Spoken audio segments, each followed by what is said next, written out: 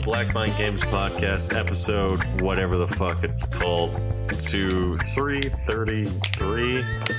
On return. Yeah, Allan returns.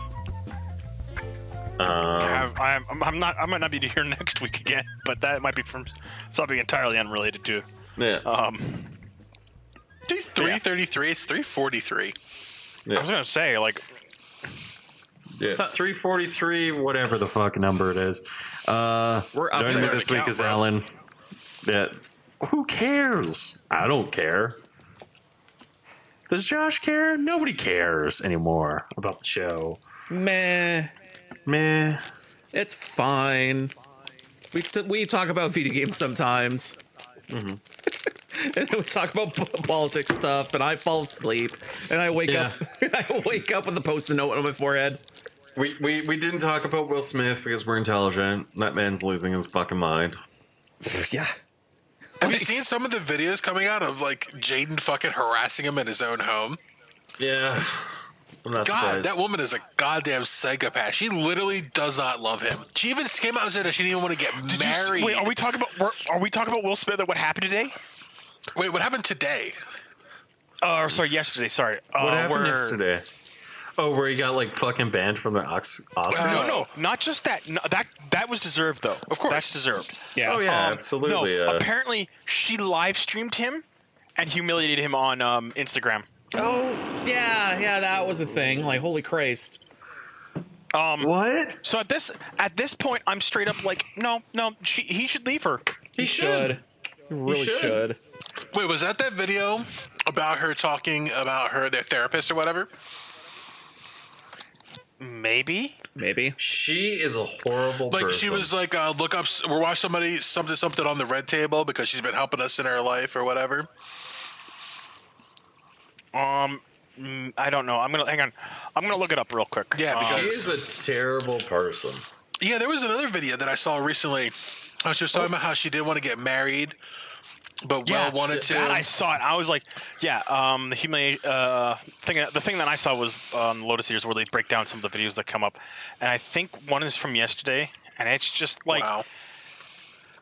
oh my god, she's such an abusive woman. Like everybody was like, oh, Johnny Depp is such a bad person, and then it turns out what's going on with Johnny Depp. Amber And everybody's Heard like, was worse. Mm-hmm. Amber Heard was abusing him. Yeah. So he was like lashing out and like, so that explains his behavior. Like he's like, no, it's a cry for help. And I think this is what's going on with Will Smith. Like I actually like when I first saw it happen, I was like, okay, there's something more going on here. And then I started finding out stuff more about Will Smith, and I was like, holy shit, why hasn't he left this woman? Yeah. There's some people in this world who should not like be. I feel don't bad for even their want to kids. fucking. Yeah, no. I feel awful. Like it explains with a lot of things about like. Because what imagine the happened. precedent this sets for like Willow. Willow and Jaden. Mind you, I think Jaden's already lost cause, but that's beside the Oh, he's point. been a lost Jaden- cause since forever. Yeah. He had potential because we saw his potential in We saw his potential in like 3 movies. no in one movie because the other 2 weren't really that good. Oh, We saw Karate his Kid? was potential Jackie in Chan? Karate Kid. Yeah, with Jackie Chan. We saw how good of an actor he could be. Because he was fucking phenomenal in that movie, actually. But again, he was also young, so like, of course, he's a child actor, so he's not gonna be fucking perfect or great. But he like potential was there. And then there was the one where they have to learn how to be like, where he's in a movie with Will Smith, with him and his dad, and they get shot down on Earth, and it's a dangerous, threatening planet, so he has to survive. And his dad's guiding him through it and stuff like that. And he was just fucking. That movie was fucking boring, even though the premise is That was a fucking Gary phenomenal. Whitta movie. I remember hearing about Gary it, maybe, Whittemore? but I never saw it. I've watched some of it. It really isn't all that interesting. It's like, oh, Earth is the most dangerous planet in the universe now, even though we've transcended. And I'm like, that doesn't track. That doesn't track any kind of any kind of like a historical idea that we understand about The thing is, like, planets and stuff like that. the way like Jane talks and like his facial expressions, it looks like he's high 24/7 now. I'm wondering. Yeah. If, Yeah. Oh no, he absolutely is. I'm wondering He's if that's probably what it baked. is. I wonder if he's just Yeah. baked out of his mind now, and that's why he went downhill. And Will Smith just is like, I should be hands off in my child raising because Jada is. I don't think it's that. I think Will Smith wants to be involved in his kid's life, but because of Jada, I think he just doesn't get the. I just don't think he's got a you mean choice in this matter. not Jada? Yeah, Jada. Actually, sorry. The mom, yeah, Yeah. Jada. I Jada don't Smith. know. I think that I'm surprised he's still with her. Everybody is. I would have yeeted that bitch to jumped the her curb ass so fast. Yeah. I would have yeeted her as soon as she was like, "We're going to do my show," and then immediately, like, it comes out that she cheated on you, and then she uses soft language in order to describe how she cheated on you, and I would have She just has been been like, "Yeah, so- okay." No, You're going no, to- you can actually really funny thing that you could do with Jada Smith's career. You can track it. Oh, She yeah? has been relevant since like 2004. That's been a while. Yeah, at minimum 2004, by the way. So at least 18 years. I wonder. I wonder And if every time she's come up since, it's been Will Smith. related to Will Smith. Yeah. I wonder if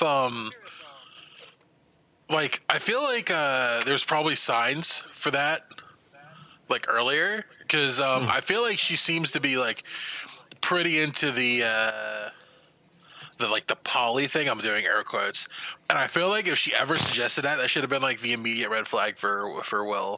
Like I feel That's like always been yeah, go ahead.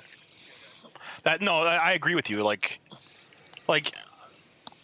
I know the track record of a large number of things related to such a practice and stuff. They are never healthy, Yeah, and I mean that in like the like strongest and stingent manner way possible. yeah. And like there's pretty actually much like a have case. There's a case in Florida where a woman was dating like I think 4 or 5 men, Jesus Christ. and one of the men sexually assaulted her kid, who was Oof. like I think at most 10. Ooh, bruh. Yeah. And like again, this is the reason why we don't allow polygamy in most of the Western world, because it's Yeah. not it doesn't actually lead to good things. Like I don't care. Like for me, I don't care if like there's a difference for me between polyamory and just having an open marriage, because having an open marriage means that you and your partner both know what you're doing. It like a good example. One of my favorite authors from sci-fi is Robert A. Heinlein, who apparently, oh boy, his private love life was very, very active and very liberal with him and his wife. That sounds about right. And like again, if you're both consenting, you both understand what you're getting into. Hell, like I know somebody who has an open marriage, and they're like, yeah, no, if I'm going to go out and bang a woman, my wife has to know, and she has to meet the woman first, and she has to approve, just like how I have to approve of the man she's going to bang, or the woman she's going to bang, and vice versa, because they're both bi and stuff like that. And it's just like that. That's the relationship they have. Like they both have to approve of each other of what they're doing. That sounds like just too many steps for a problem that could be easily fixed by just not being together anymore. Yeah, pretty much. Oh, easily. But like for them, they're so happy. They're like, no, this is just a normal course of our relationship. This is what we've always wanted. No, it's not that. It's how do I put this without like they met each other through This isn't not The conversations Criticism. we have. this no. isn't criticism. I'm trying to find the word. It is anything inappropriate. Like they met through the best way I can put it is they met through friends. Other terrible people. Okay. No. Oh my Jesus fucking Christ. No. Like they got introduced to each other by friends, but they didn't really hit it off into dating until they were like until they'd known each other for a couple of years. and by that time they'd gone through a couple relationships, and they very much enjoyed each other. And then they just said, like, well, what if we have another person in the bedroom with us when we have sex one time? And it just became a thing. Like, if for them, it's part of their sex life. They legit say, no, if there is no romance here, it's just us going out and banging. And we always make sure our partner knows or is involved in some way. So it's very much an open relationship, but still responsible. I don't think for me, it's just more of a, well, just have your own sex at home, have a healthy, loving relationship, but whatever. I'm not gonna judge because the last girl I got with turned out to be a psychopath. You should stop dating those. Yeah. Thank you, Josh, for stating the obvious. Yeah, you're welcome. Now, excuse me while I try to get gay with a nurse who's a redhead. Nothing bad can happen with a redhead. Nothing bad. Nothing bad. No, the nurse redhead combo is literally like an instant no. They're the craziest motherfuckers you'll ever meet. Trust me. Will I have fun in the bedroom? Probably not. That's like redhead. Anything related to like first responders is a fucking hard no. Yeah, like paramedic redheads. No. Paramedic redhead, police redhead, firefighter redhead. No. Don't even touch those. That's a bad time. Will I go? How on earth is a redhead? Well, I mean, this is just saying, like, I don't know, the guy who has the person who's fucking green is also can't. I don't know. It's like it's just saying something, a statement about someone that's not necessarily true. Like, come on, Jeff, don't date We're the playing They're stereotypes. because it's a stereotype, and stereotypes often are based in the truth. I mean, So what I'm hearing is that Allan at my funeral is going to sit there and make fun of me for dating a paramedic redhead. Got it. Yes. Man, this is going to Absolutely. be fun. Absolutely. I will make fun of you at your funeral because you dated redhead. It's like as long as she's the cause of your death. If she's not, then whatever. it's like dating the women that have hair salons in their basement. You don't want to do that either.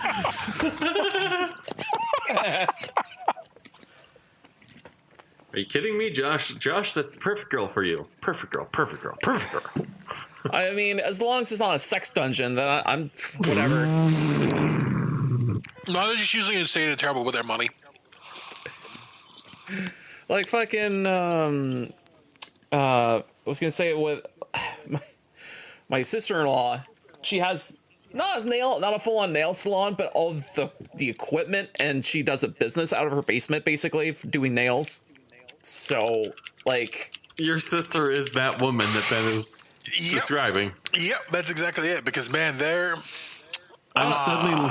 I don't know. I think she's more sane than most people. Although it's funny because you look at her and you go, "Oh my God, she's Karen," because yeah, she has the haircut and stuff. Well, that she has short hair. Does she go, I will speak to your manager every 5 minutes? Although the thing is, though, She has the bob. yeah, she has the attitude, but she knows that, like, oh fuck, I'm kind of Karen, and she realizes that. So whenever she's gonna do something Karen, she just goes like being nice as possible. they're becoming self-aware. Yeah, They're evolving. yeah, pretty much. I think She's like- not an asshole, basically. yeah, but you also got to remember that like that's family to you. So like of course it's like it's not going to look like that to you to Yeah, an outsider yeah. that sees that. But like some people will draw those parallels or whatever I should say. Oh no, trust me. If we see in our family, if we see something that's kind of fucked, we just go, "What's up with that?" What the fuck? Yeah, pretty much. We Josh, just point if you out the ever- obvious. Josh, if you ever come over and you manage to get into the garage, which I don't think you know the code. I don't. I should give you the code one day. If you ever get into the house and you come in and you see me with a redhead You can take me. Sucking your soul through your penis. Jeff's going to be the one tied down to the bed, not her. Or, Yeah, if you ever both at the same time, I would be pressed. Nah, I was just gonna say, like, if you ever see me with a redhead, you do have permission to take me outside and punch me. Oh boy. Why are you punching my boyfriend? Relax. Relax, I'm a professional. I am a professional game developer. Hold on. You don't have the right to say that. No, you don't. Fuck you. Asshole. I'm professional. Oh, hold on. I'm legally allowed to do this. That one you do. Anyways, we have to talk about Halo. I literally saw a post about Halo, and I was like, oh, yeah, it's probably time to talk about that. Yeah, Halo is a weird show. It's So I've heard that the producers haven't watched the show. Good. We played the game. played the games. That's what I mean. No. They haven't played the game. They haven't played the games. They haven't read the books, and they haven't looked at any of the material to the main timeline. Like, holy jeez! I actually got told a plot point from the latest episode. Yeah, he removes. Covenant attacks a planet, kills a bunch of people. Fucking diversity hire blames the UNSC. What? What? What? That was the first episode. Apparently, it happens again. Not in this one. Not in this I don't latest know. episode. I'm just like, oh my god, like. This episode, you see the Covenant come down onto a planet where the UNSC are clearly evil and fascists, and they literally come down with an artifact that points them to a girl who literally, like, just witnessed her boyfriend get fucking the shit beat out of him to death. And it's like this doesn't make sense. The Covenant would have glassed the entire fucking planet regardless. No, it's because they want to make the religious guys look like the good guys, and they want to make them fucking. They want to. Okay, so here's the problem. This is the reason why. Like, I actually really like a book by Karen Travis, even though she's a terrible author. Yeah. There's a line in one of the books called Glasslands, which is a plant, which is a term for a planet that got glassed but has been recolonized after it's been glassed. Yeah. And there's a bunch of territories. In that, somebody bring a colonist kind of brings up the topic. Like, well, the UNSC's fascists. Like, well, no, you guys voted for it. Like, we literally held a fucking election. You guys voted for it in, and we had to maintain emergency powers until the end of the Covenant War, which was 25 years. We didn't get a choice in that matter. And in that point, the UNSC has literally is just on the verge of holding its next election. Mm-hmm. Like, legit, it's just like, yeah, no, we're not fascist. We're fucking a military fucking autarky because we had to be. We had to literally, like, fight a war that we were losing. Harder themes like this is impossible for mainstream writers right now. No. Specifically modern writers. No. It is specifically impossible. It is specifically impossible for anything Western. Any Western writer. No. I know for a fact that you can have good Western writers who can do the discussions for it very, very well. No. Any Western modern writer. Holy modern writers. I have to specifically keep emphasizing that. Modern writers, as in with the last 15 years of writing, often are terrible in doing these kind of themes and discussions. Because they don't understand the four main components to a story. Character, plot, world, and then theme. Theme is always the last you have to focus on. I was going to say that there are some pretty good Japanese writers. Yes, and that's very much the reason why I say modern, because a lot of Japanese writers, a lot of them aren't very new. A lot of them got their start back in like the early 2000s. Mm. Yeah, so anyways, this show is weird because there are parts of the show, there are people who have clearly played the games and read the books because they make deep fucking cuts, and then the next thing that you see is like them shitting all over that. Like, the first episode that introduced the idea that all of the Spartans have no memory of their childhood. What? Yep. Isn't that like a literal like plot point for some of them? Yeah. Yeah, it's a major plot point for 4 of them. I know that for sure. Yep.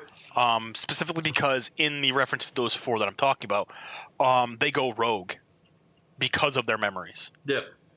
I've only read like the first half of Reach, and I've played 2, 4.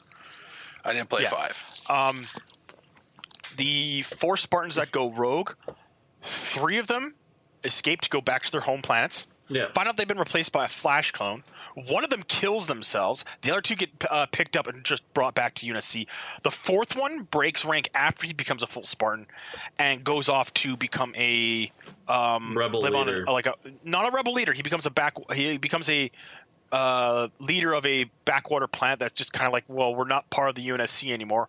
And they just kind of stayed quiet during the Covenant War. And when the UNSC found out about them, they were like, oh, well, okay. And they shrugged and carried on.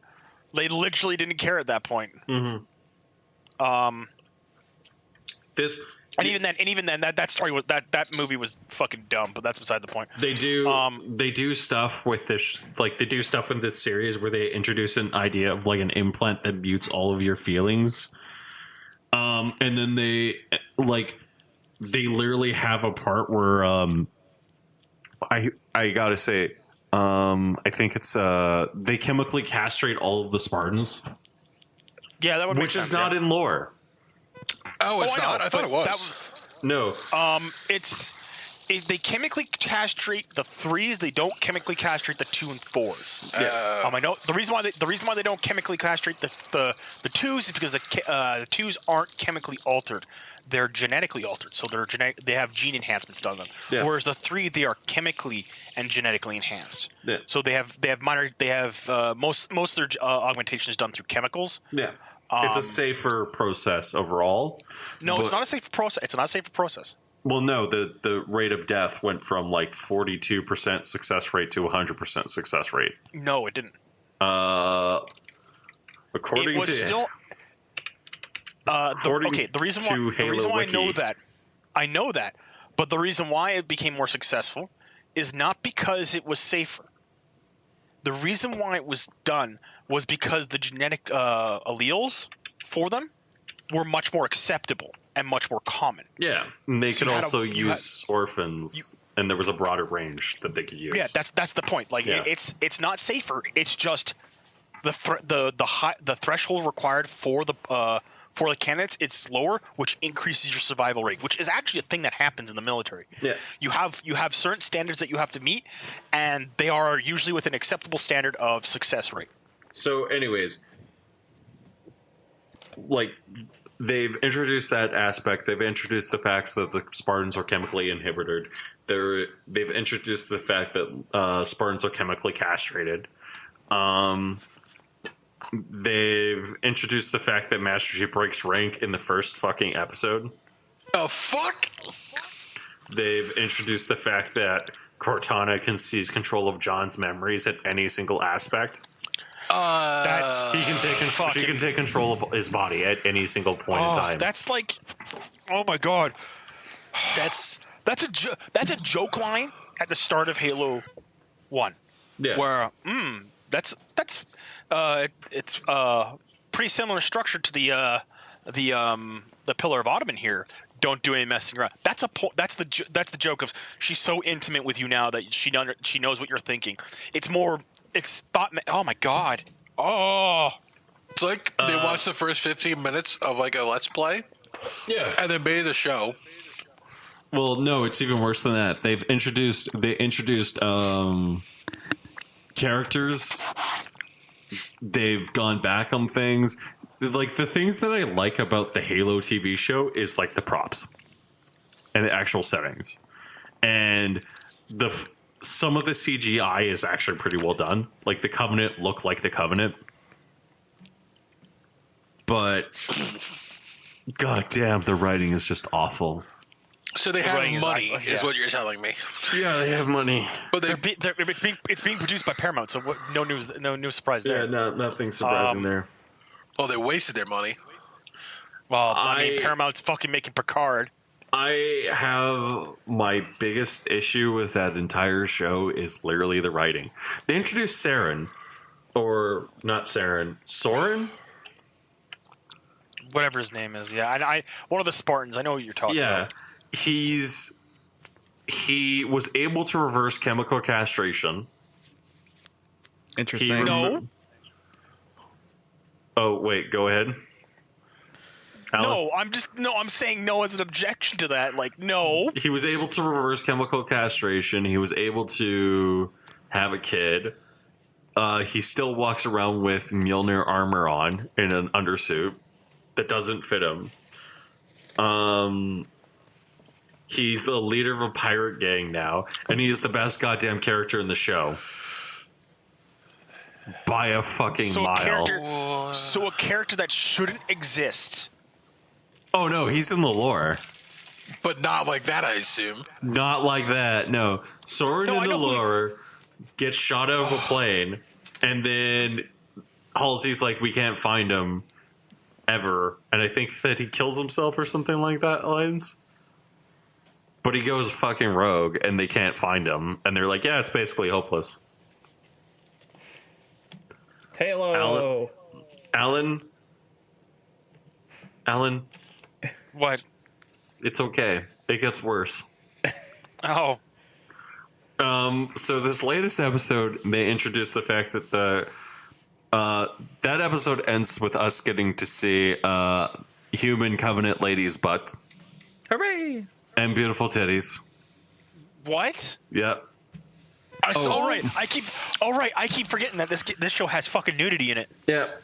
because it's trying to be Game of Thrones without being fucking Game of while Thrones. being Halo. Oh my god! I saw some weird screenshot too of some woman with like a plasma knife coming out of her finger. Yeah. That's this episode. So wait, the what was the alien? Serengeti? Like they're just Sangheli. No, the Covenant. Yes. Or do you mean Sashayam? or yeah, whatever. The dude that has the head and the body and four fingers. Yeah. Anyway, Okay, that's most of the Covenant. yes. Well, anyway, are they The one even? with the split lips. Yes.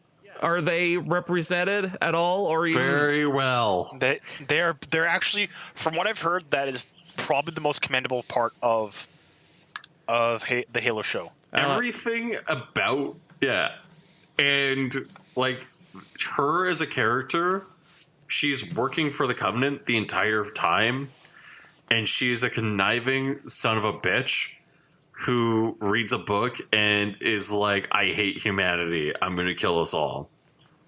And Awesome. she basically, her job is to basically lead the Covenant to holy forerunner objects. Oh, that's so dumb. That is literally the fucking objective of her.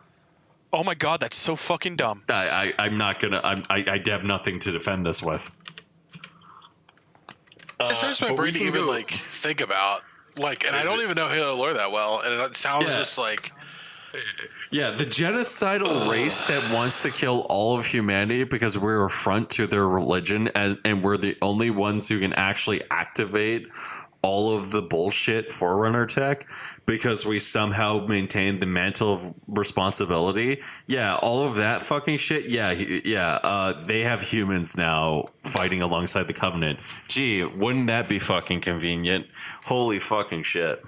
That Ruins the entire plot of Halo 1. That ruins the entire plot of Halo 2. That ruins the entire ending. That ruins one of the best scenes in Halo 3 where Johnson is forced to fucking activate the Halo rings. There is no fucking Sergeant Johnson in the show at all. Oh no, Captain Keyes is the black man. Captain Keyes is now Captain black. Keyes. I'm Yeah, Captain glad Keyes is black. that at least Sergeant Johnson is saved from this monstrosity. Oh yeah, no, so far. Remember, they're renewed for a season 2. Remember that. Oh, don't worry, Ben. It's going to be great. We're gonna have Captain Keyes suddenly turn white the moment he gets inducted into the Flood. That's if they get They have the character who dies the most brutal ass fucking way ever by having his fucking memories be prodded and becoming a fucking monstrosity be black. For no reason. You know what's going to happen is that he's just not going He's not going to die. If they kill because Miranda that way, that would be even worse. they can't kill black people and get away with it. Not anymore. I mean, Not unless you're a horror. Not unless you're a horror movie. That's the only place you're allowed to anymore. Oh god, it makes me mad. Which John is not the leader of Blue Team. Once Johnson comes in and actually is white instead, so they can. Oh my So they god! can kill him. You know what? I would be okay with the race swap at that point. I'd be like, nah, you have a point here. I want to see how this goes. Because Johnson's character in all of Halo is a sassy black man. You know what they're gonna do? They're gonna make him into like an ethnically Chinese person. Oh, You know, they probably would make him white because Johnson's kind of like a hard ass Marine the whole time. Yeah. And they don't a want hard-ass to. But there's a Marine who's a character very for abrasive that. Marine. There's literally characters for that. Yeah, but because he's a stereotype and they want to avoid stereotypes, so they're going to change it so that he's white. So they're allowed to have him as a stereotype. So then they have an excuse to kill him because look, he's a bad military stereotype. He's the aggressive drill sergeant Marine. It's okay for him to die. And you know I'm right. That's why it pisses you off. yeah. That's the thing that worries me. Is I almost guarantee you're right. No, what makes it even worse for me is that We haven't even gotten to the worst part. There's something worse? The most. there's worse. So we haven't talked about Quan Ha, who is literally useless and threatens to fucking watches all of her friends fucking die to Covenant. Like Golos. Yeah. Watch them all fucking get murdered. Watch everyone she fucking gets like been with her entire fucking life just gets slaughtered. Her dad gets fucking runs and gets impaled by an elite by an energy sword. And she is saved by Spartans and she wants to somehow now kill Master Chief.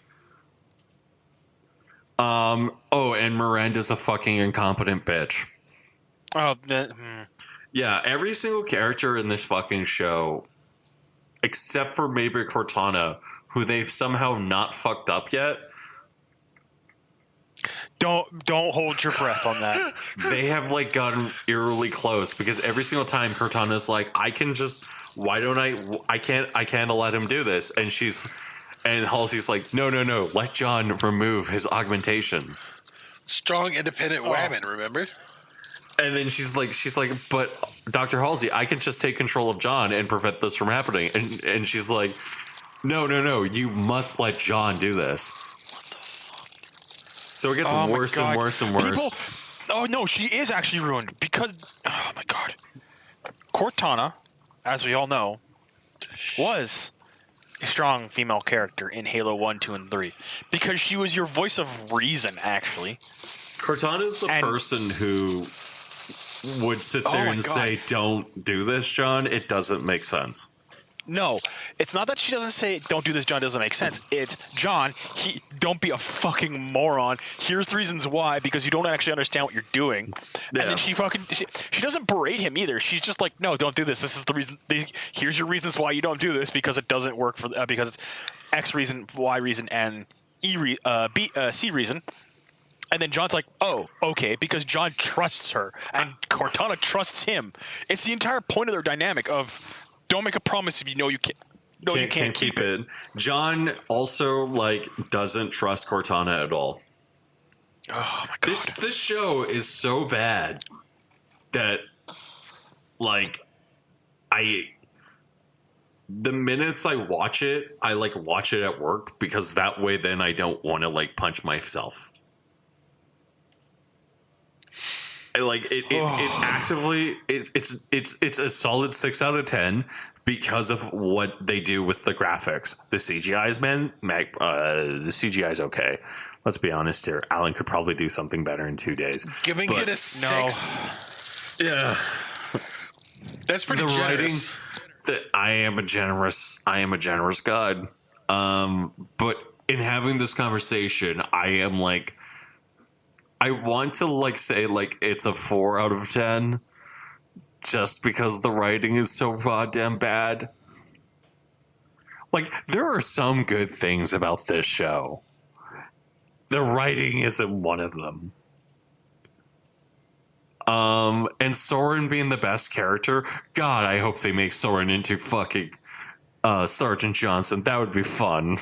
No, Make him the sassy black man. no, like. There's very much a reason why I don't want Sergeant Johnson in this show, because I really don't want him rude. And it's actually one of the reasons why I'm happy he hasn't been seen in Halo since ODST. I mean, yeah. I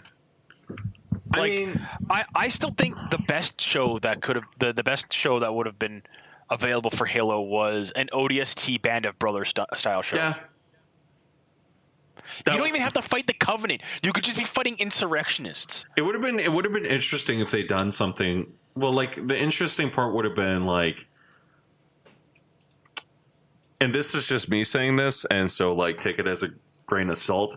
If Quan Ha was the main character of her show, and it was talking about her journey as becoming a Spartan 3.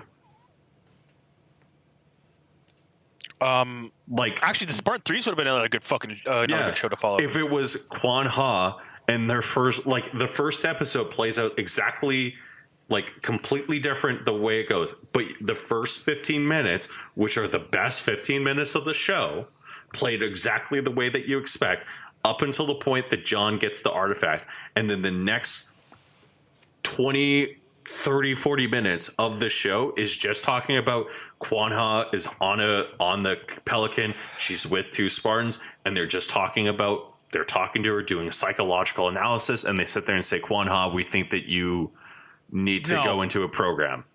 I don't think that would work.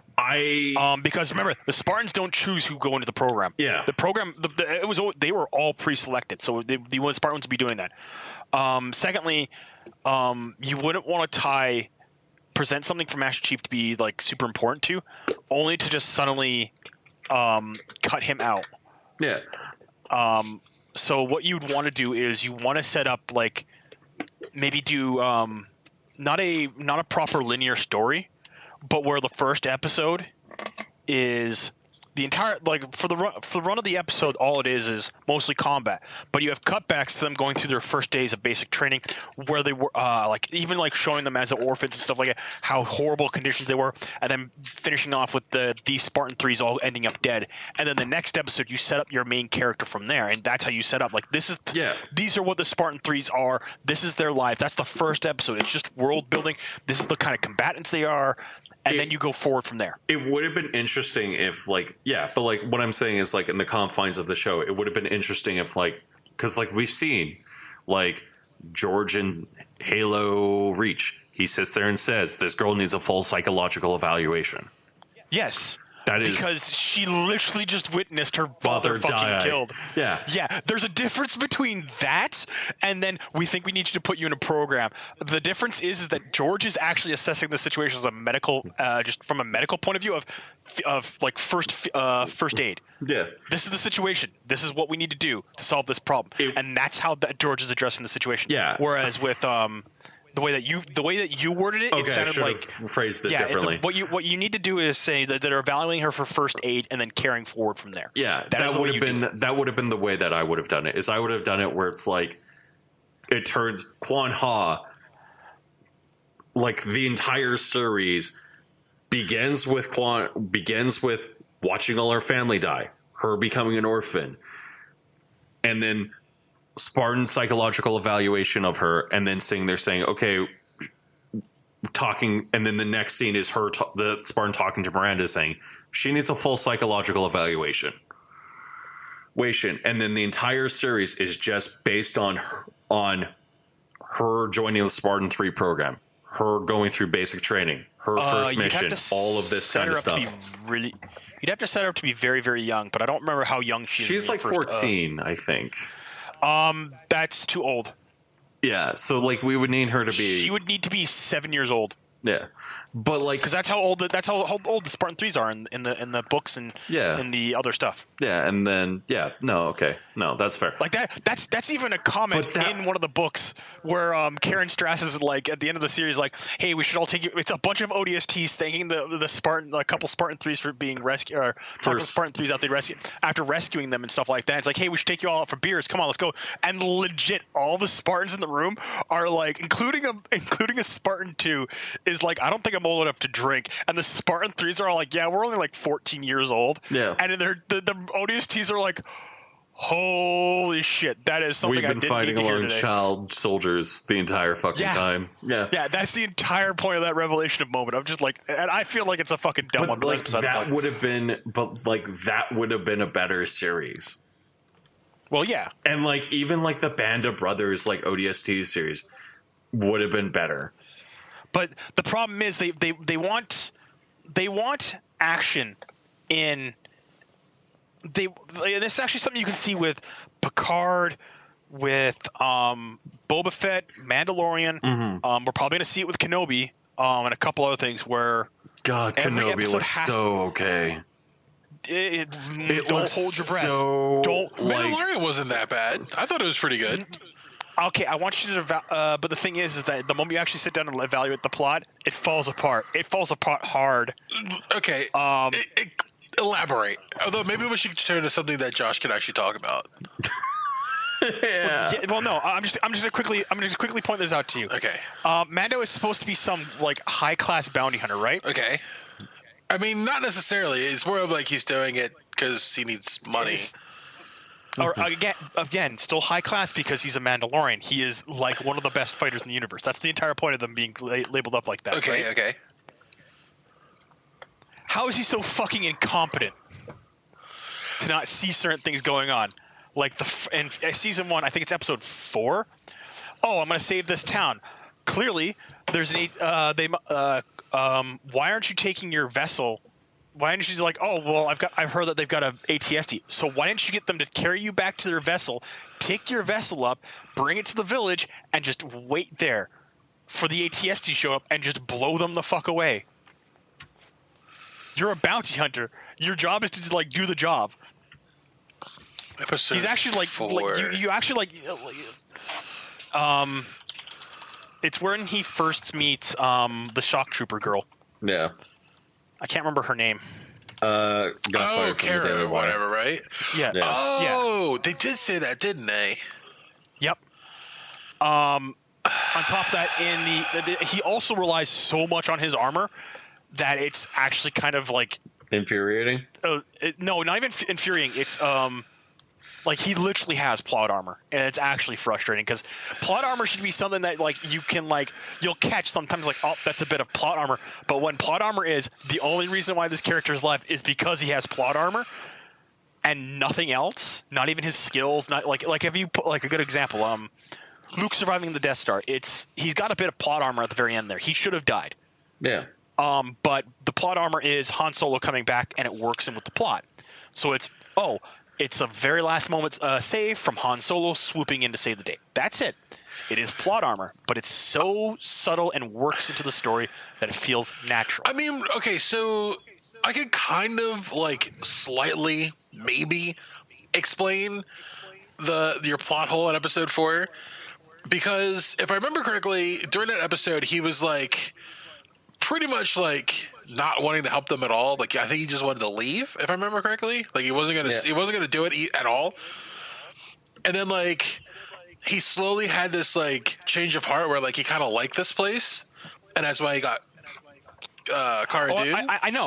I know, but again, the same problem is, why didn't you just go get your ship and just park it in the village, and then when they showed up, lift up and go, oh look, it's an ATST.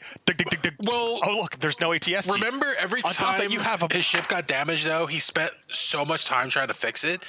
It's probably because he weighed the pros and cons of like bringing his ship into the conflict. If he brings his ship into the conflict versus an ATST, and he doesn't know his ST is like a fully functioning, like fully repaired, like Imperial premium ATST that can do damage to a ship. And if he takes his only means of escape this planet while he has a very important, package, and then I can get he that. Yeah, I strands can get himself there, that would be a terrible thing. So I can understand from like the risk assessment that bringing your ship into that kind of conflict when you have the potential to defeat it on foot probably outweighs the cons of losing your ship. So there is another problem with that statement of being able to defeat it on foot. On his ship is an arsenal of weapons.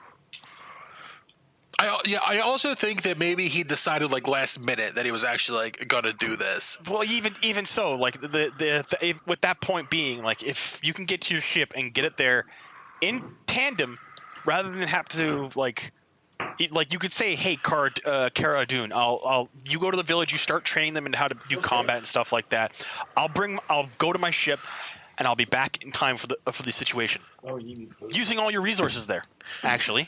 Yeah, Because even if you get there before the convict shows up, you can drop off, supply extra weapons, pull your ship away, park it away from the conflict if you don't want to risk it damaged, and then join the fight from there. again, also if the he problem- supplies his own munitions to them, like what if they're lost damage or whatever? That's more money that he has to spend to recoup his losses on helping these people.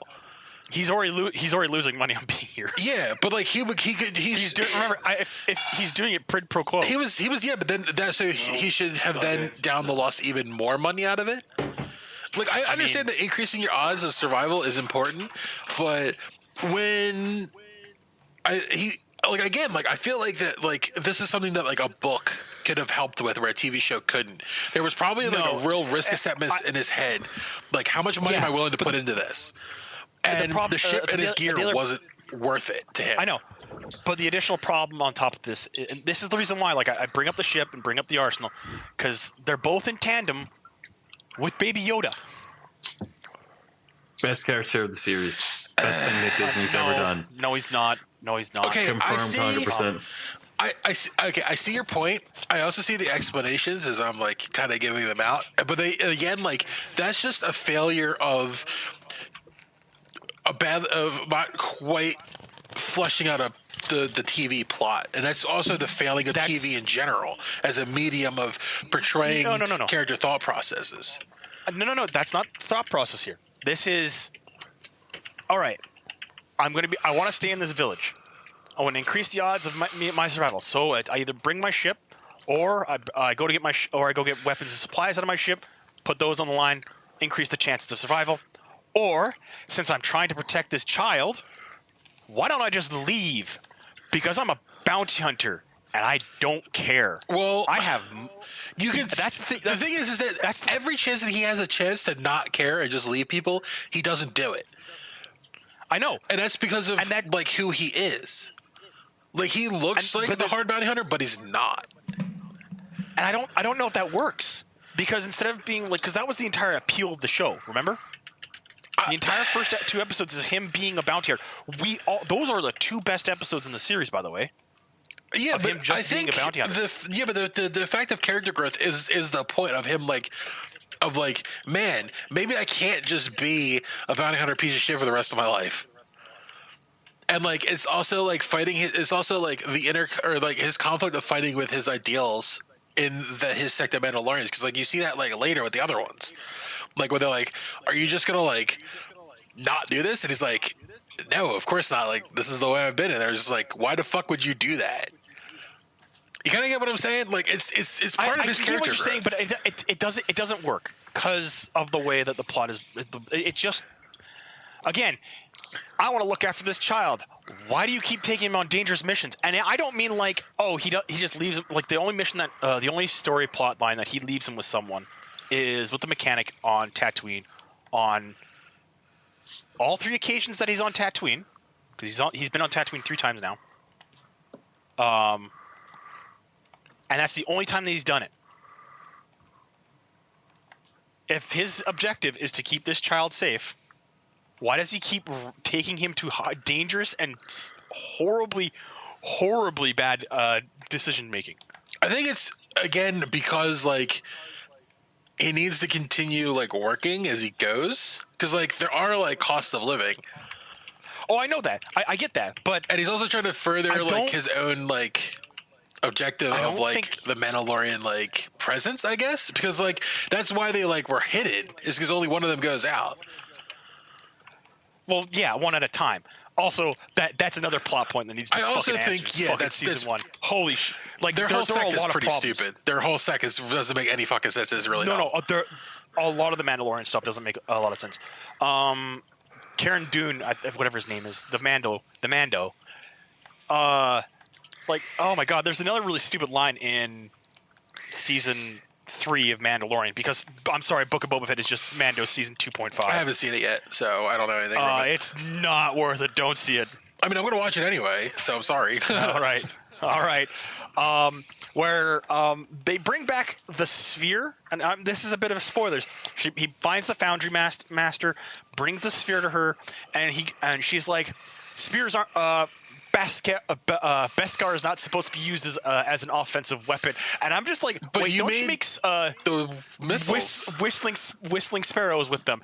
And I was just like, and I'm like sitting there, I'm thinking like, then I stopped and I was like, wait, The spear? what? Yeah, from season 2, where he gets it from the village when he helps Ahsoka.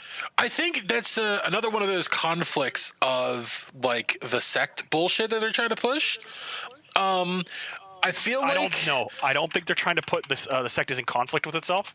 No. I mean, Because of that particular like sect, I'm using air quotes, isn't actually like legitimate. I kind of feel like that's a thing.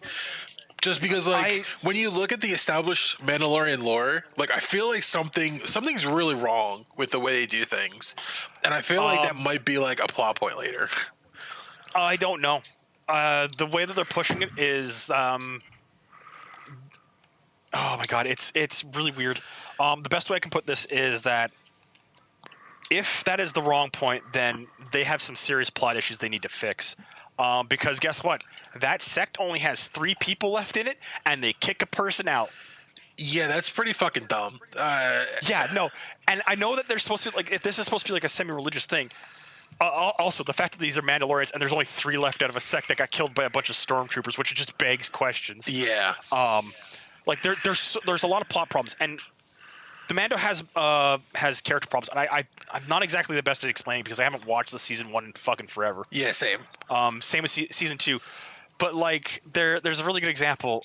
Like it's just, and that's my problem. It's not that TV can't be good at explaining things that are happening with like the thought process. The way you show it is through character action and consistency in character action. It does, and I don't think Mandalorian does that. When you like do stop and like look at it, especially like into the lens of like previous lore, it definitely looks like the Mandalorian is playing as a Mandalorian, not actually like a Mandalorian. But then at the same time, I also think that's just Disney putting on a fucking skin coat and. Okay, so you think that's it's not a meta like actual plot? I really don't. So Josh, how was your day today? Sorry, yeah, we've been rambling about this for too long. Sorry. We need to So Josh, how was your day? What did you play? Christ. Hold on, I gotta focus. Fuck. He needs to bring his brain back into second gear. Josh has been listening about us rant about video game shows and TV shows, and he's like, what the fuck? Why would anyone do this? I'm gonna go back to play Pokemon, and then I just called him out, and now he's like, fuck it. Yeah, I'm still Pokemon right now. You can suck my dick. Could be worse. I could have been like, Josh, talk to me about fucking Oh, Ben's playing Borderlands 3. Ben, what the fuck? I can grind and talk on a playlist at the same time, or podcast. Fuck you.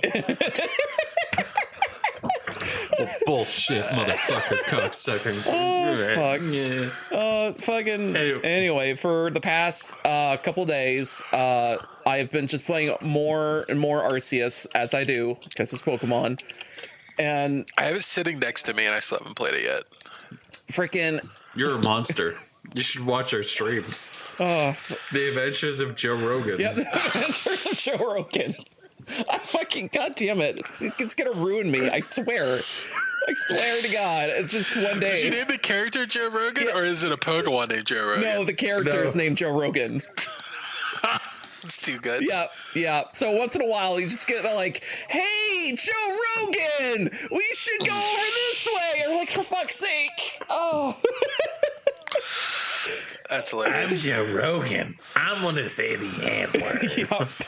That's the joke. Also, Oh, we no. constantly make all the fucking time. That's what I do anyway. It's just like, Joe Rogan, get over here, and we're like, "I'm gonna say the N word."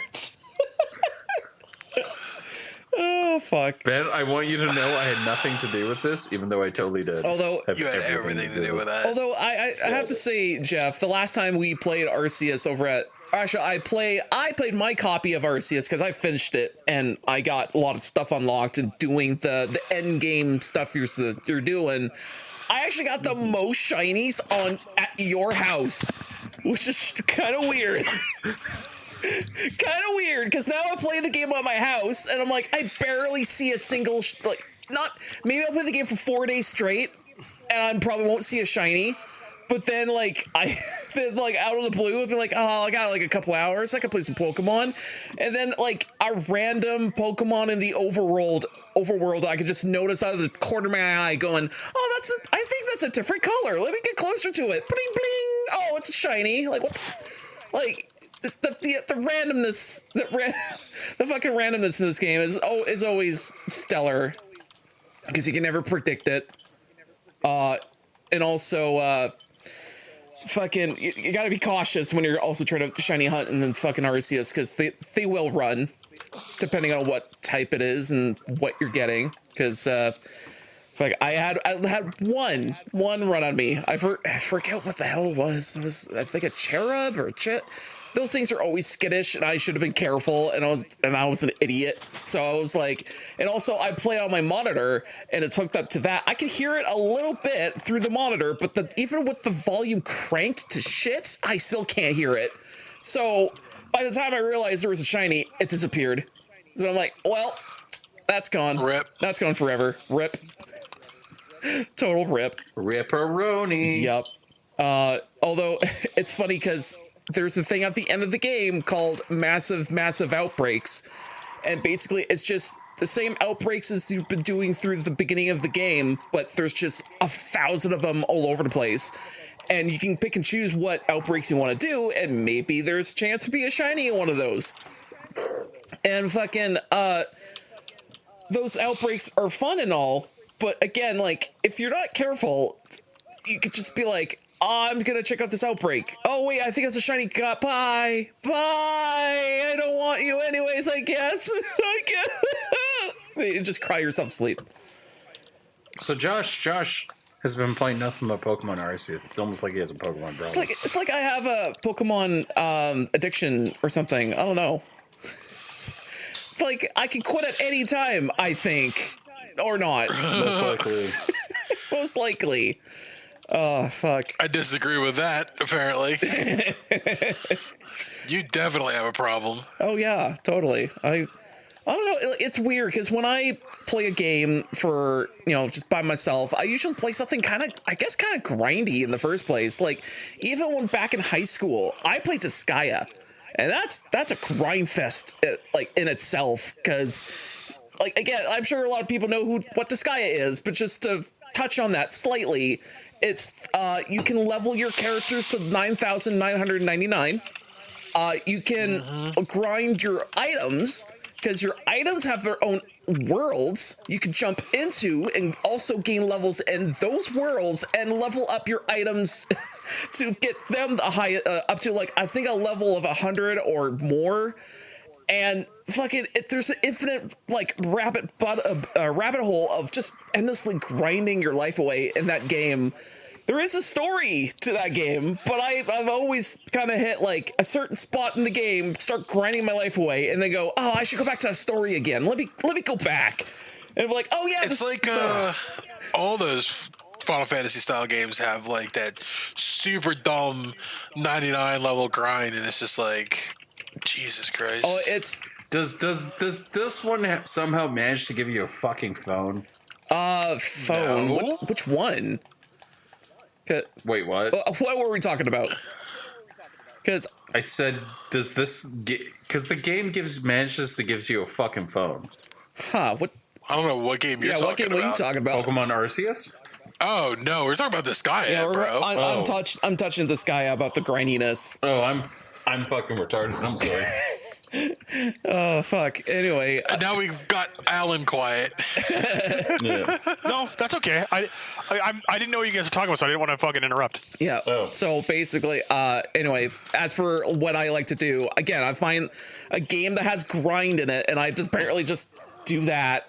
I do that till the cows come home, apparently, because. Josh has a problem. No, it's more of like a meditation almost of like, oh, I can just do this and do this thing. Yeah, I super agree. Like Yeah. good grindy games, you can just sit there, turn your brain off, and just relax, and it's the best thing ever. Exactly. You just feel calm and you just do the thing, and then you look back at what you did. You're like, yeah. That's probably why I had my addiction to Minecraft for a little bit. Right. Yep.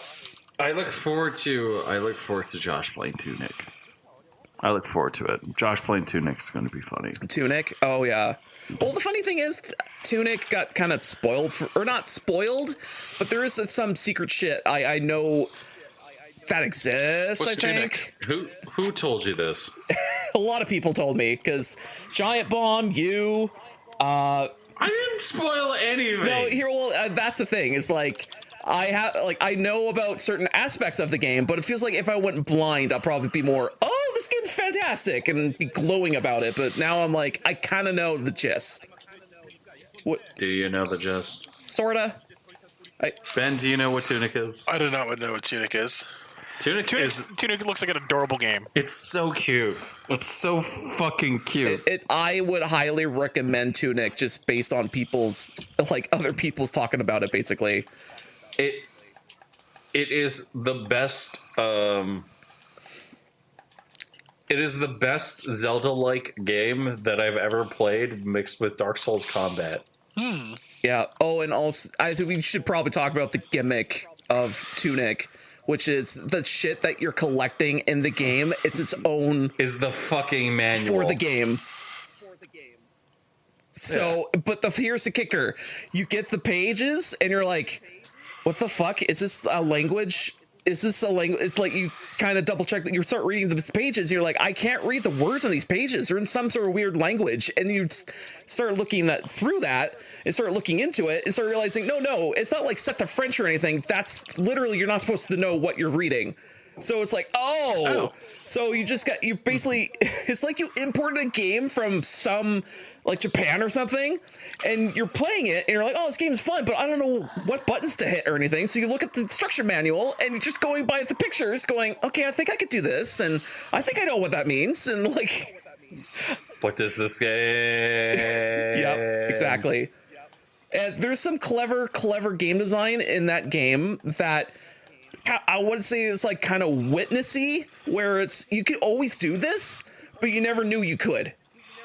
So it's like, oh, that shit's pretty fucking baller. I always enjoy that because like you have to be real smart when doing that, or else you kind of fuck over your own game.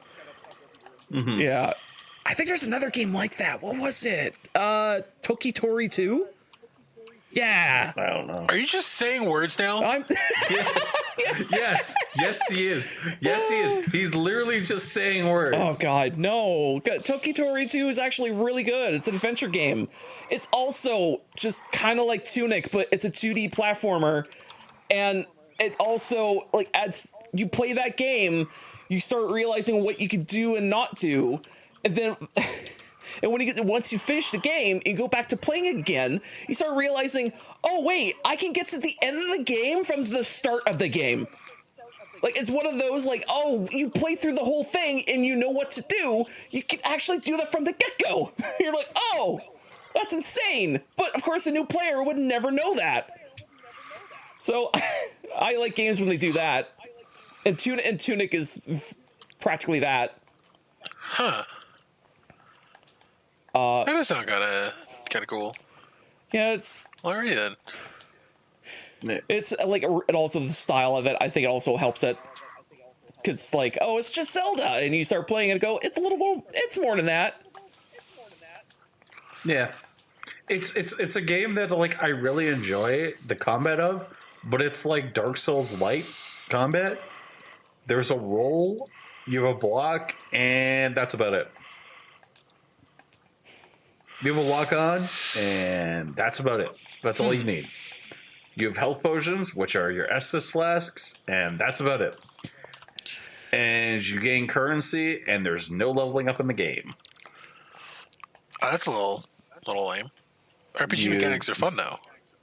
You buy items. So when you die, you lose currency. I think that goes into the gameplay aspect of it. Yeah. Of the not knowing, realizing what you could do, and then once you realize it, you're like, oh, I could always do this. I'll tell you, man, losing like runes in like Elden Ring is like the most depressing thing ever. And I hate losing currency. It sucks. Yeah, I can agree with that. I mean, I understand like it needs like that's like why like Dark Souls games are the thing, but like man, I can't tell you how many times like I like set my keyboard like rocketing through the air because I just lost like 30k runes in the beginning of the game. Well, it's a lot better than me in my constant battle of dying horribly in Elden Ring. I mean, I've done horribly in Elden Ring too. Although once I figured out that upgrading your weapons is like the key, it made everything way easier. And now I'm just like, all right, I finally understand. Just do more damage. I finally beat Marguerite. Nice. I beat Marguerite by myself. You did it. Yay! There was no help. Allan did not help me. You didn't summon the NPC summoner? I did summon the NPC. Okay, that's fine. I mean, even that is like fine. Like I think I did it.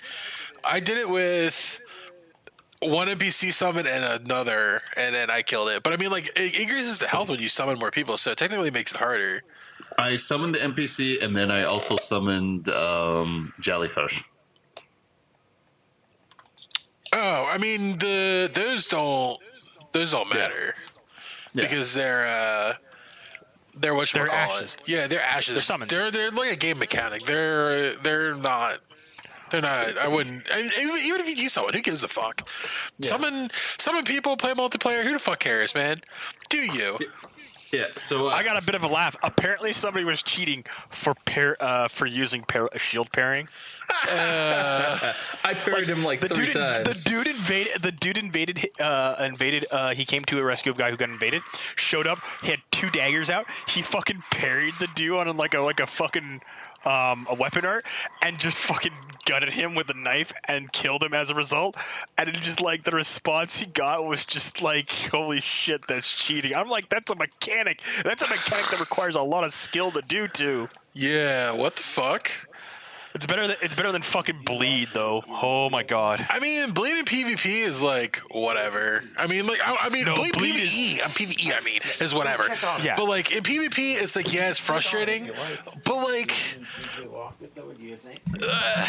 I'm used to it because like I've played the other Dark Souls games. Like like because of seppuku and like a couple other like augments, you can really stack bleed really fast. But I mean, I'm just used to it. It just doesn't bother me anymore.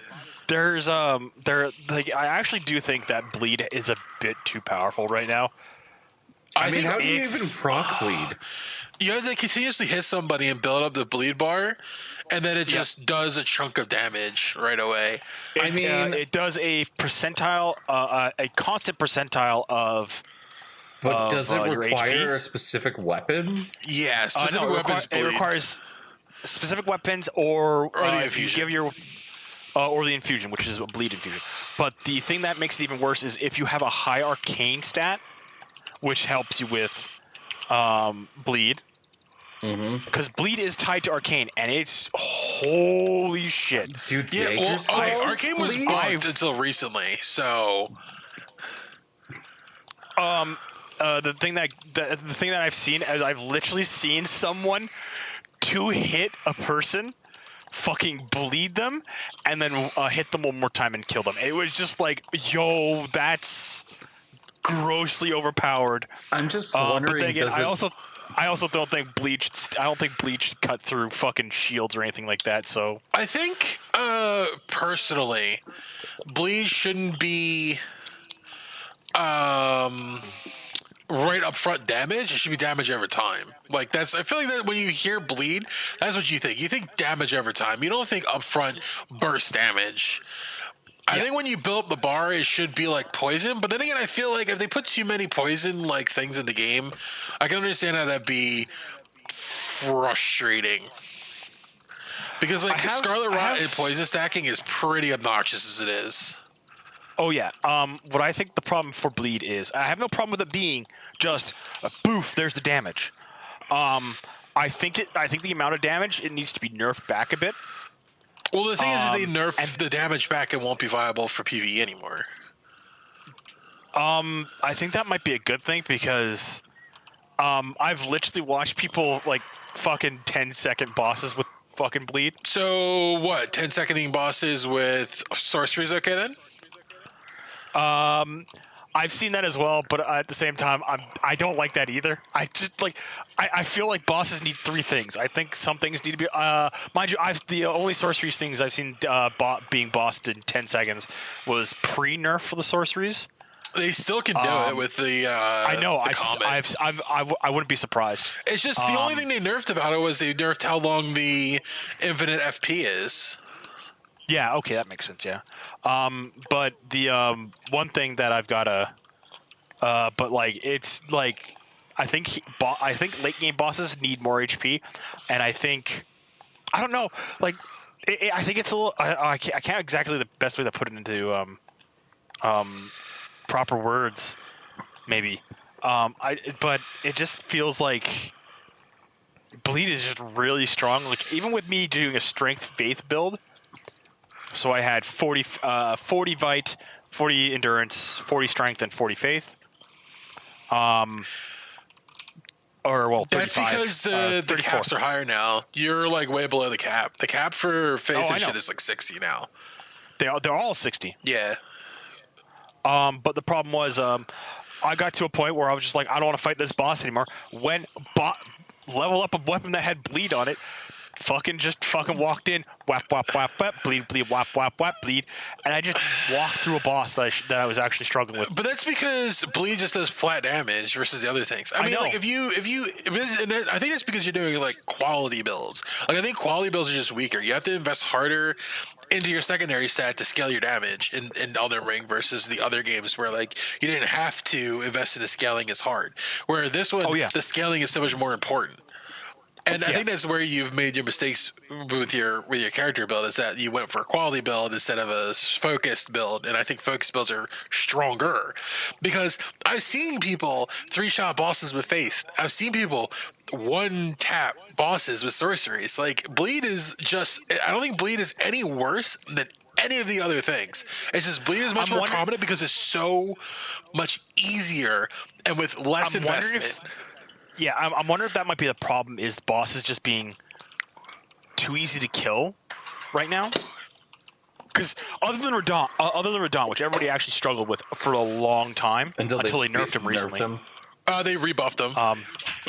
Did they rebuff him again? Yeah, they rebuffed him. He's not. He's they went in between. They went too far. So it was down to like, I think they did the numbers, and it was like they did like a 60% nerf, and they went to a 30% nerf instead, or something like that. Yeah, that feels a bit more appropriate because Radon was fucking ridiculous. Even I fought him at I think level 70, and I still almost fucking died multiple times. Yeah, the only I struggled pretty hard on Mordred and Godric, but then I absolutely roasted the mage bitch in like 2 tries. Yeah. No, she's not hard, but I don't want her to be hard. I want her to be not a super hard boss. I want her to be a boss that you should be surprised that there's a second stage to. But she is. She's supposed to be the first boss that you're supposed to fight that has the second stage. Godric is 2 stages. No, Godric isn't 2 stages where he has 2 health bars. Oh, I see what you're saying. Yeah, because Morgott has 2 they have 2 phases whereas compared to 2 stages, and that's the difference. Is a really good example. endgame boss is a 2-stage boss. With each boss, each stage having multiple phases, and it's actually really well done. Although I don't like the very final boss as much as I like the second I haven't last beaten the boss. game yet, When you get to just so you know. when you get to no, I know I'm not. That's why I'm not saying thing like I'm just being like, oh, this boss is this and has this, but I'm not describing exactly what these bosses are. Okay. I'm just I'm trying to avoid like saying specific things.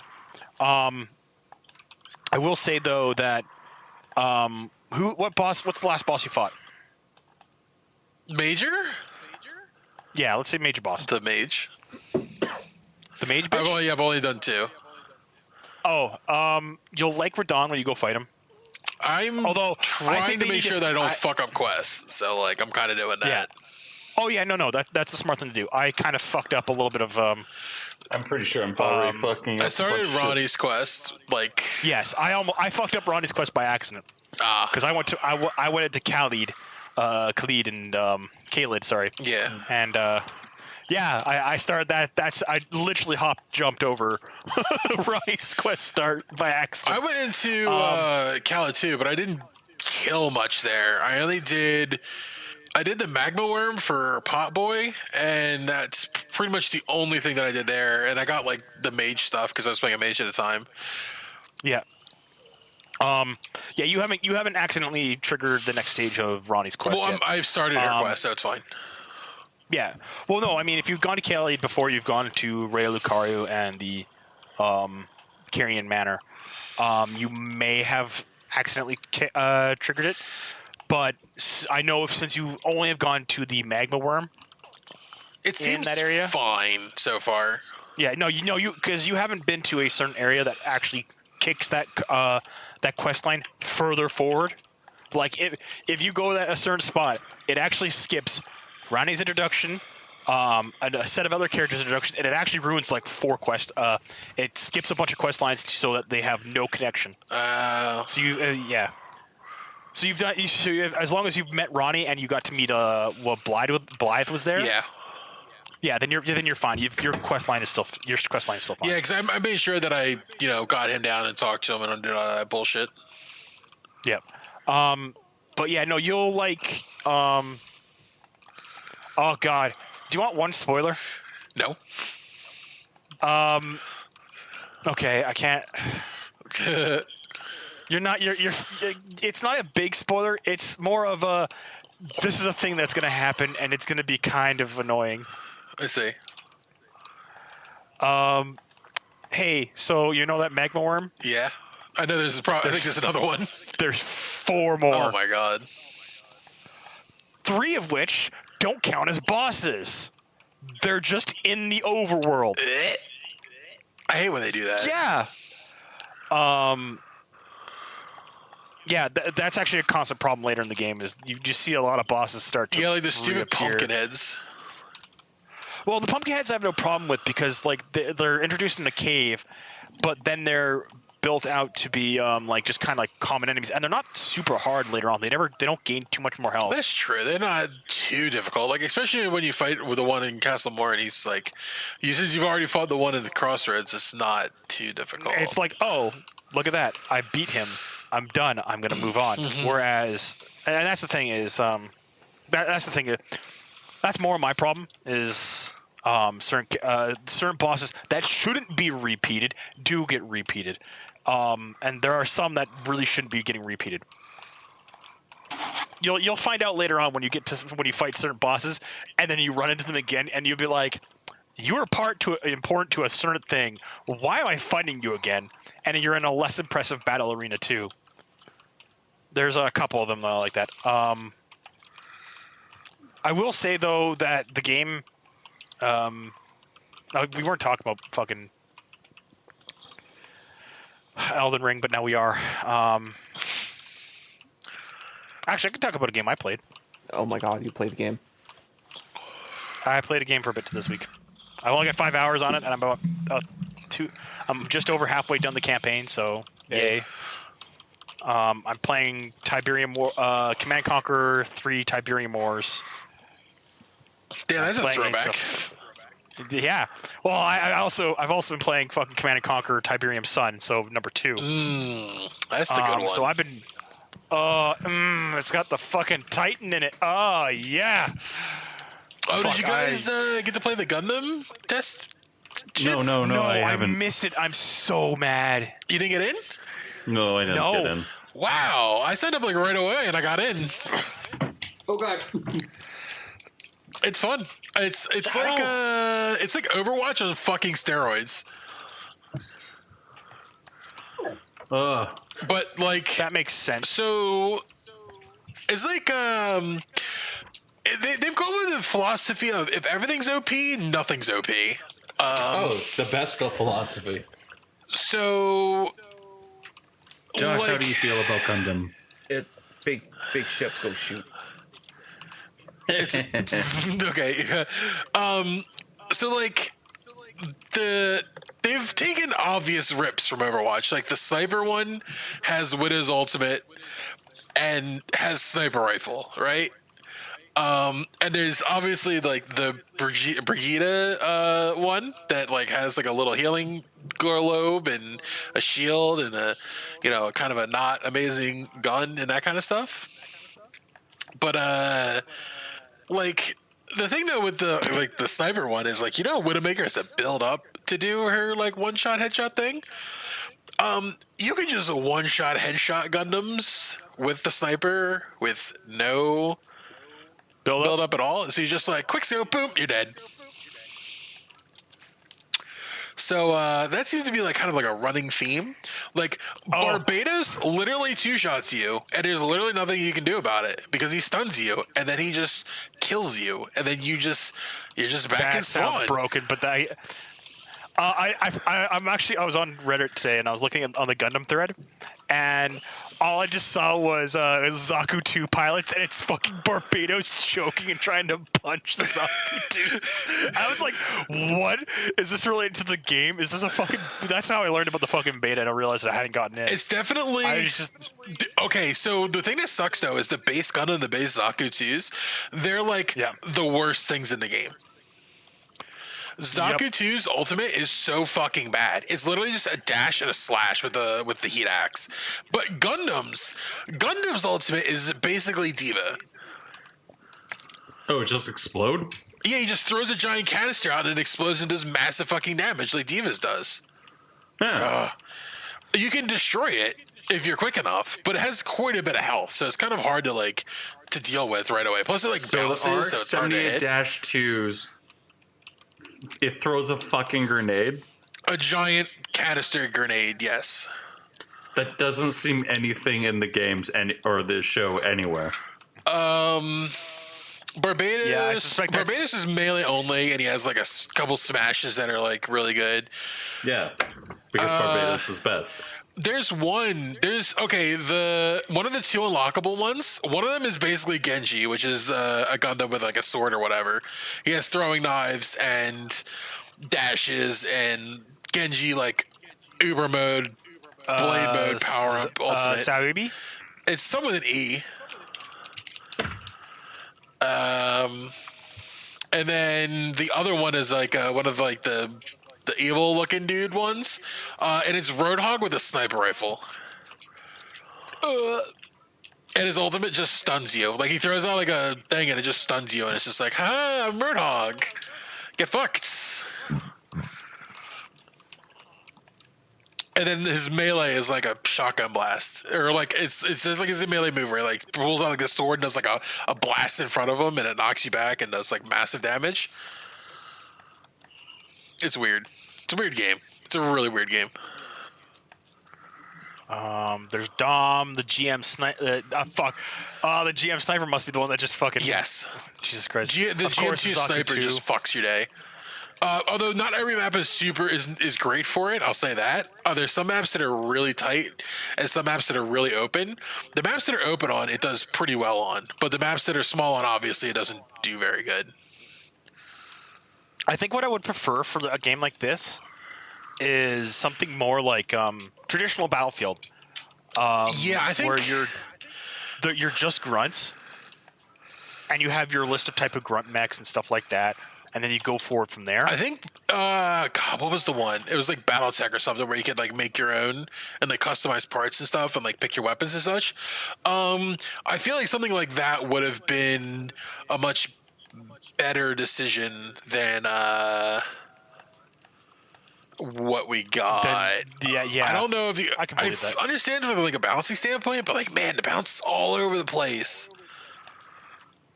Like, there's a shotgun one that's like, he can't kill anybody like reliably. Like, I really like it because like of what it is. Like, it's he has a throwing knife that he can like dash to. He can dash to players or like your allies, and then he has a shotgun, he has a shield, and he has like a pretty good chunk of health. But the shotgun takes 4 or 5 shots to kill somebody. So you're shooting somebody 4 or 5 times in point blank range, and just to kill them. When like I could play the guy with the rocket launcher and 2-shot somebody, and it's like, shouldn't the shotgun also 2-shot people at point blank? But it just figured, but doesn't, and it's really weird. I don't know, man. Like, I feel like it's definitely really rough, and I think it needs some help. Just the balancing is just a little awkward. I think that what should be going on is that this is the reason why I lean back on BattleTech, Battlefield, is you do grunt lineups where you have you have a type of number of roles. So assault, support. I'm trying to think of the best way to put this. Scout and like Spec one or two Ops. other classes, like command and It's usually one of the Spec other Ops, let's ones. say. That way you have your 5 classes, and support can be direct fire, indirect fire, and you do Gundams like that, or mechs like that, and then you have your Salt, which is just your standard, like your Jims, your Zakus, your Dogels and stuff like that. Your special ops, your commands are like custom units that are like, it's a Zaku 2C, that's your mech that you're using, and then you just give them access to very similar weapons across the board, with certain mechs being like, support is just the gun tank for the Federation. It's a direct fire support weapon. The gun tank is in the game. I know. It's actually one of the reasons why I want to get this game is because one of my favorite mechs, the gun tank, along with the Zaku, are in this game. But the problem is, I like grunt mechs more than I like a lot of Gundams. Yeah, Zaku 2 is really bad, I think. I've seen people play it and do good with it. I don't like it personally. I think if you try hard enough, you definitely could work it. But not me. I'm not willing to put that kind of effort in. One of the mechs that I want to see is the Goof. I don't know that one. I will get you. I'm gonna get you a really cool fight scene. Also, one of the problems I do have with the game, it's super fucking fast. It's literally like double the speed of Overwatch. Like, it's so fucking fast. Yeah, that makes sense. But that's the scene, and the Goof is the one that's blue there, and it's actually a really cool mech. But the problem is that I think one of the big problems for the game is just how fucking broad and how many mechs there are. And like they've got 2 grunt mechs already. They've got 2 grunt mechs. They've got the GM sniper and the Jim sniper, and they've got the Zaku 2. And they also have the GM support one as well. Yeah, that's right. And I think they've also got one of the other ones, which is the Dongle. Let me look it up. My favorite one is Dom something. I don't know what. That's another grunt mech, but it's. Is it actually? Kind of. Yeah. They go from being like a specialist unit mech that you see early in the show to just being kind of like a common grunt in the background. Is that why there's 3 of them and they're like little whatchamacallit? They're like the victory screen? When they do their scene, that is the 3 first pilots. They're the Black Stars. That's the entire point of that cutscene. Okay. So I didn't get the reference. Yeah. Oh, Pale Rider's really good too. Yeah, Pale Rider it's a prototype, so it's technically a prototype. It's weird. You have the GM You have the gym as well. Oh yeah, it's Trying to find it. Zabi. Is Sazabi. That's the one with the shotgun. That is Yeah. really strange. I watched the first games of that, and that mech was just fucking broken. It's not as good as you think it is. I mean like in the initial releases of the videos and stuff like that. That thing was just one-shotting everything. I guess they must have pre nerfed it because the shotgun takes like four shots to kill. I think what they want you to do is they want you to combo with the knife, and I think that's what it is because the knife does a fuck ton of upfront damage. So I think they want you to do this like weird weave in and out thing, but it's not really like as suited to it yet. I think it just needs a little more like buff. I think what we're gonna have to wait and see though is just what other mechs they're gonna introduce, what they're gonna do with the game, and how it's gonna develop. I still I still lean on fucking do Battlefield style. Yeah, support also seems fairly weak in my opinion because like healing, because the damage is so high, healing anything is like Pointless. Yeah, especially like when like you get two shot by certain things, like the Gundam Exia, which is the sword one, he can one shot you in like 0.2 seconds. He's like an assassin kind of thing. He only has 800 HP. Jesus Christ. I don't know. Him and Barbados like kind of crazy, like as the melee ones, because like they can be really good. Like I just won Barbados that literally was like just soloing our team, and it was just impossible to regroup. But like bad Barbados is like having a bad Genji on your team.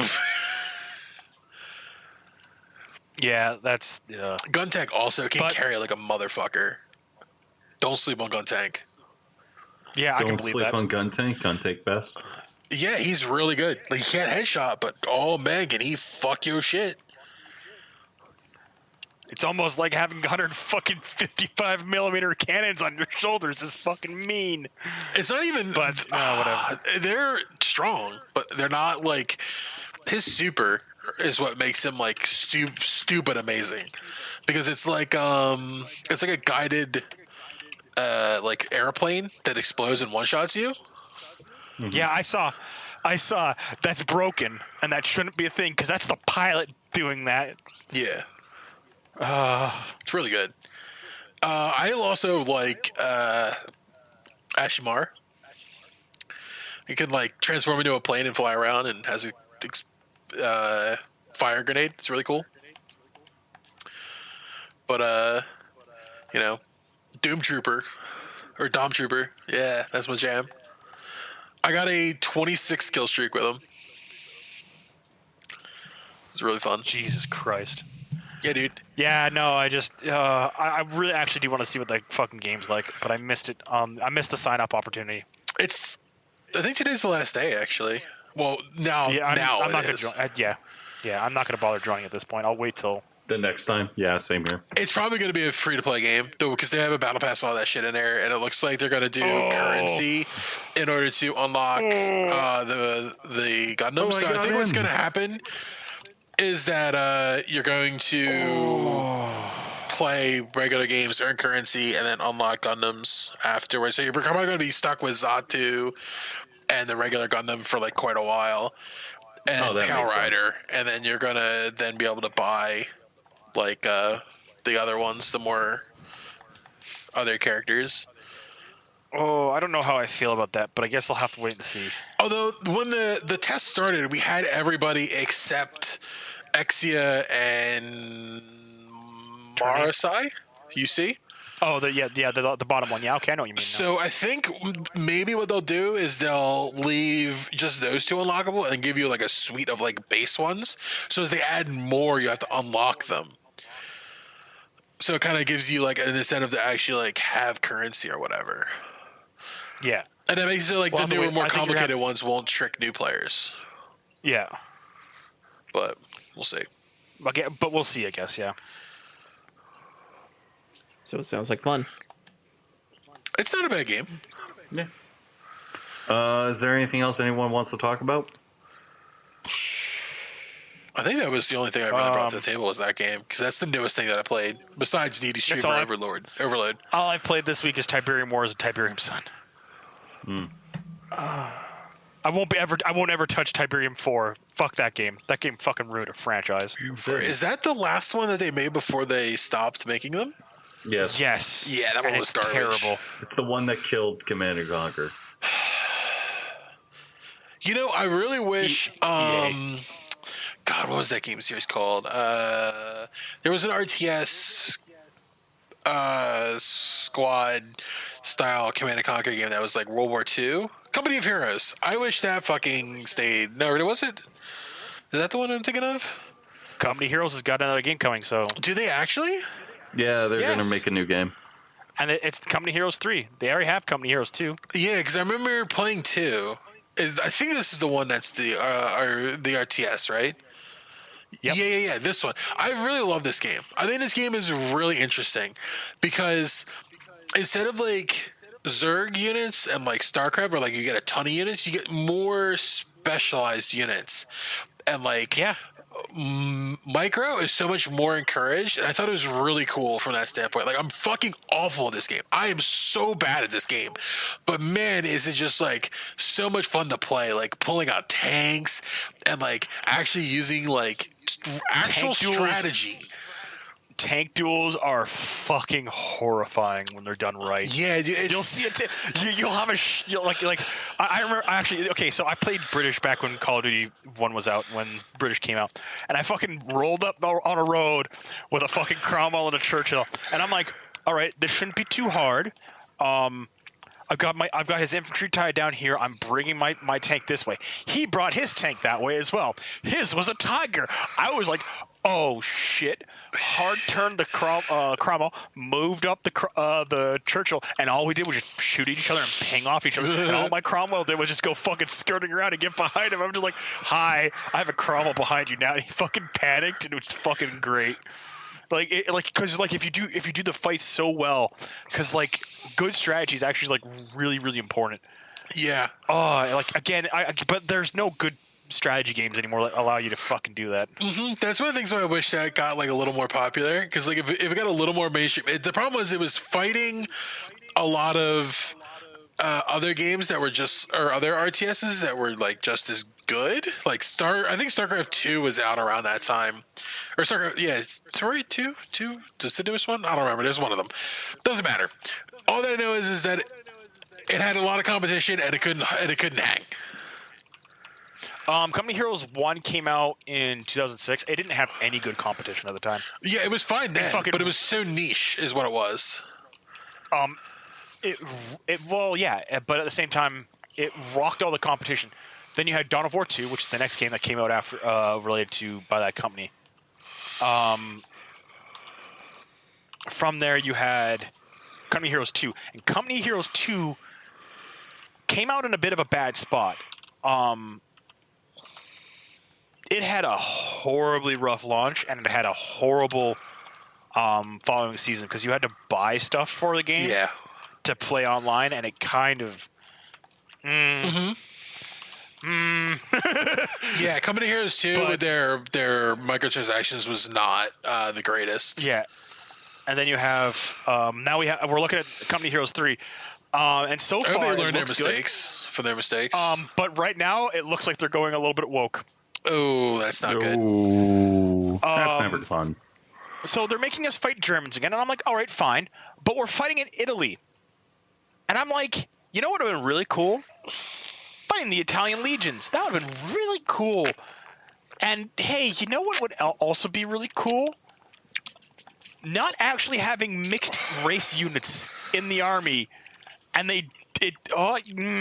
because that was the thing that made Company Heroes 1 and 2 so prideful about them, is they went out of their way to make sure that they were as historically accurate as possible for weapons, vehicles, sounds, and stuff like that. Yeah. So like they're like the idea of the penal blocking battalions, they weren't just like, oh, you were sent forward without a weapon and you were shot if you retreated. No, they were like, no, you're sent to this position to hold the line until ordered to retreat, or otherwise in response to specific situations. So if you attack a position and it turns out there's a lot more Germans there than you thought, you were allowed to fall back. You were supposed to be like responsible. but it had to be in a responsible way. If you engaged in something and you felt you couldn't win, you couldn't retreat based on just that feeling. You had to call up in command and go, "Hey, here's the reasons why I want to pull back. Here's the situation that's going on. I don't think we can win. All right, we're not wasting troops here. Pull back." And that actually happens.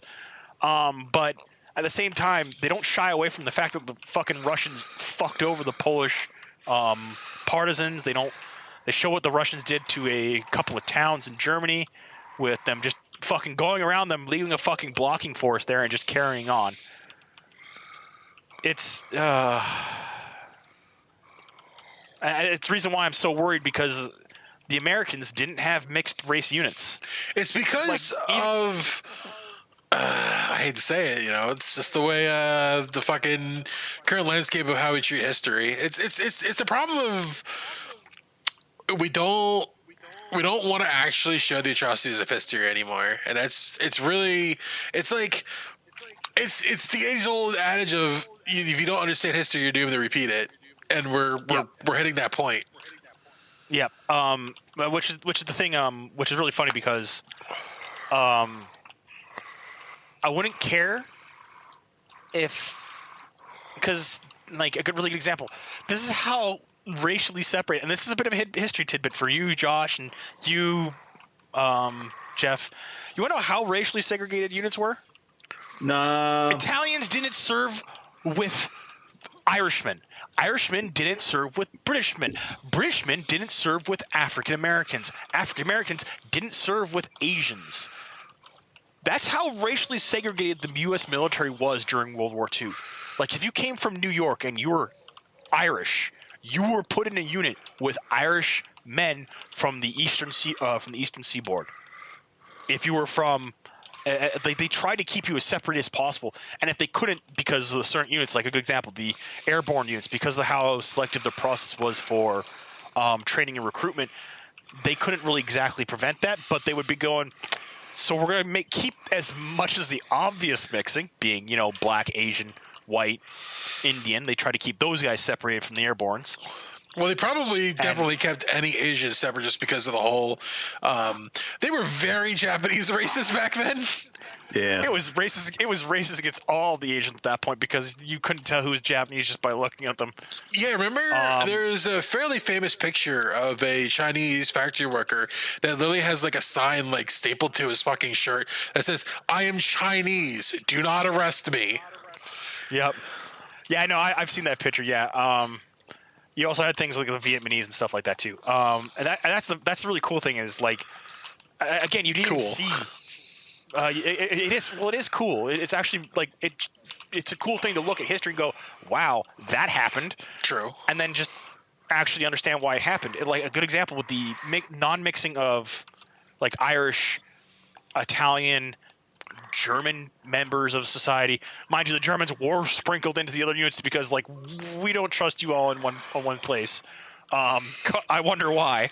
But like, with what they're doing with Metal Company Heroes 3, is the Americans have black men intermixed with their white men, and I'm just like, that. Can't say that would have happened. It didn't. We know it didn't.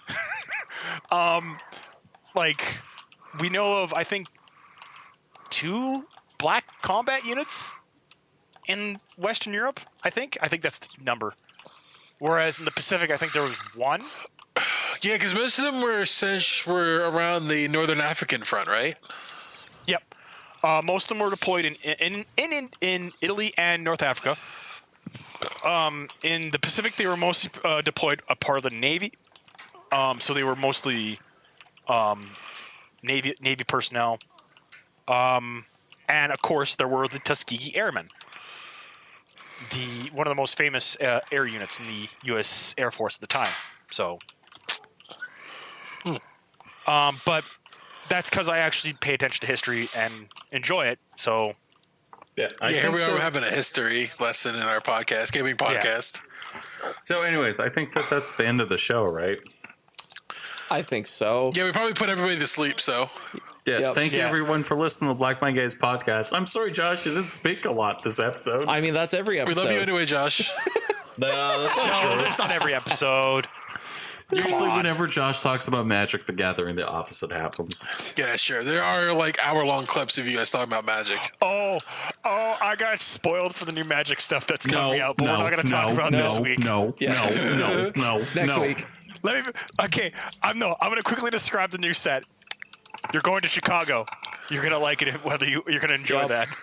Oh, I know. All right. So, anyways, right. thank you everyone for listening to Black Mind Games podcast. You can listen to us every Thursday on blackmindgames.podgame. You can also subscribe to us on your favorite podcasting app of choice. Have a good night. Bye.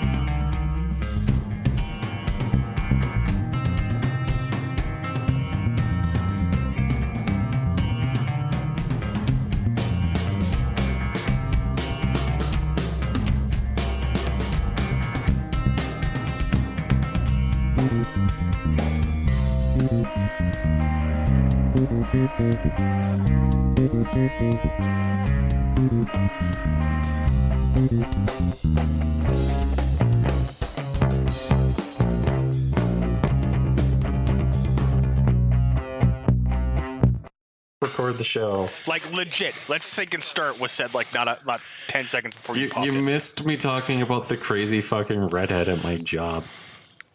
I was Again, literally this- exactly on my time prediction to Jeff. If you look at the chat, I said 5 to 8 minutes, and it was literally 8 minutes. That wasn't me. That was to me. Oh, sorry, to Josh. Jace. Yeah, hold on. The fact that I even remember your name, Josh, you should be like pretty proud of that because I'm pretty terrible at it.